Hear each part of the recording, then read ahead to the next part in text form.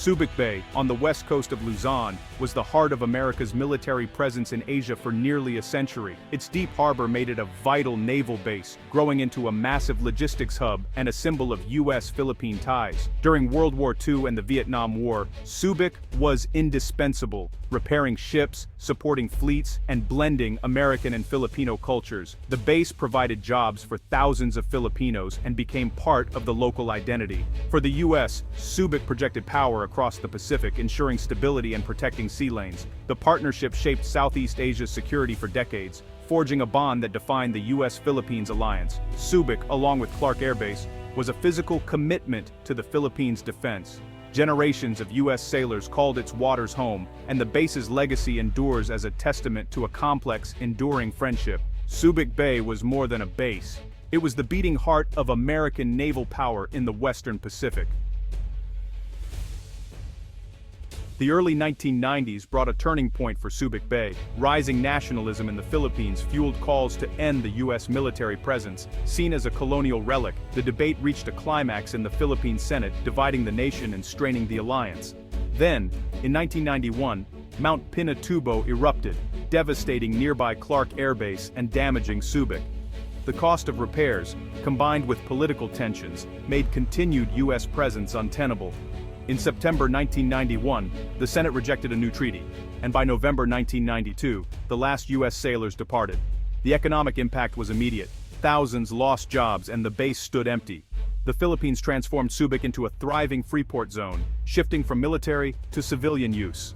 For over 30 years, Subic Bay was a symbol of Philippine sovereignty and a closed chapter in U.S. military history. The era of American bases seemed over, until new challenges emerged.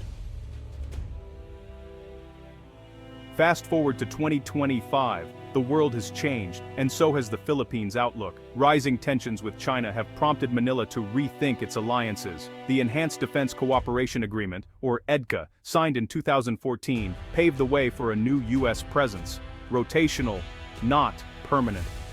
Recent expansions under EDCA include sites near the South China Sea, with Subic Bay once again in focus. Philippine leaders now see the U.S. alliance as essential for national defense.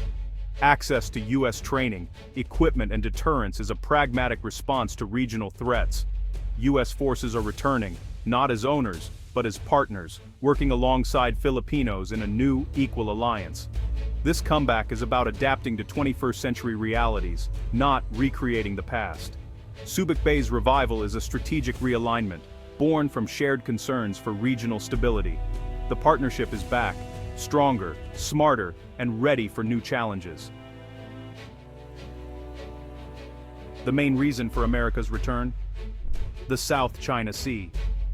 China's sweeping claims and militarized islands have turned the region into a flashpoint, directly threatening Philippine sovereignty. Filipino fishermen and patrols face constant harassment from Chinese vessels. Outmatched militarily, the Philippines needs a stronger defense, and the U.S. is treaty-bound to help. With forces at Subic, the U.S. can respond rapidly to crises, monitor Chinese activities, and conduct joint patrols. Subic's location is unmatched for projecting power and deterring aggression. The U.S. presence sends a clear message: America stands with its allies and upholds a free, open Indo-Pacific. This is a strategic countermove to China's expansion, raising the stakes for any aggression. Subic Bay is once again a front line in the contest for regional security. Its revival changes the balance in the South China Sea. The U.S. return to Subic Bay renews a vital alliance. For the Philippines, it means security, modernization, and economic revival in Subic. American presence deters threats and brings advanced training and technology to Filipino forces. For the U.S., Subic is a strategic hub, close to the South China Sea and Taiwan, perfect for rapid response. This forward posture reassures allies and strengthens America's Indo-Pacific network. Other Southeast Asian nations see the move as a sign they're not alone against Chinese pressure.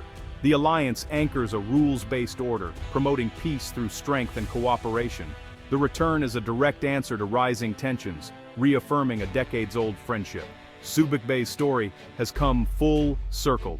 Reborn as a modern alliance for a new era, the U.S.-Philippines partnership is once again a pillar of regional stability.